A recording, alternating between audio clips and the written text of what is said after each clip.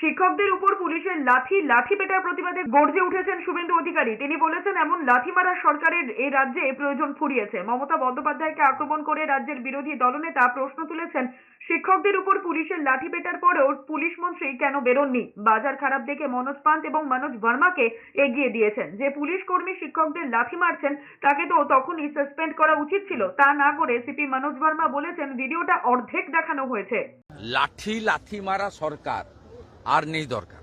Police মন্ত্রী আজকে বেরোননি কেন? উনি তো একটাই পোস্ট, বাকি সব ল্যাম্প পোস্ট। কথায় কথায় বেরিয়ে বক্তৃতা করেন আর জঙ্গিপুরে টেবিলের ভিতরে লুকছেন, শাটার নামিয়ে দিচ্ছেন, বলছে শাটার খুলবেন না। এই হচ্ছে বাংলার পুলিশের অবস্থা। অন্যদিকে পুলিশের দুরকম ভূমিকার প্রশ্ন তুলেছেন সুকান্ত মজুমদার। রাজ্য বিজেপির সভাপতি বলেছেন, জঙ্গিপুরের ক্ষেত্রে নিষ্ক্রিয় অথচ কসবায় অতি সক্রিয় ছিল পুলিশ।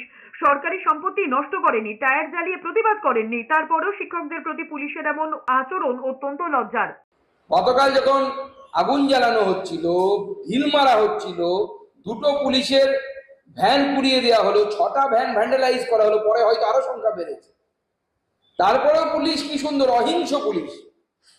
আর এখন এই শিক্ষকরা যারা তারা চাকরি হারিয়েছেন তাদের কোনো দোষ নেই, মুখ্যমন্ত্রী নিজের চুরির লোভের জন্য তারা চাকরি হারিয়েছেন। আর তারা বিক্ষোভ দেখাতে গেছেন গণতান্ত্রিক পদ্ধতিতে, তারা হিংসা করেননি, টায়ার জ্বালাননি, কিচ্ছু করেননি, কোনো রাষ্ট্রীয় সম্পত্তির ক্ষতি করার চেষ্টা করেননি, ভাঙচুর করেননি। তারপরেও যেভাবে আক্রমণ হয়েছে তাদের উপর, এটা অত্যন্ত লজ্জা, বাঙালি হিসেবে আমাদের লজ্জা।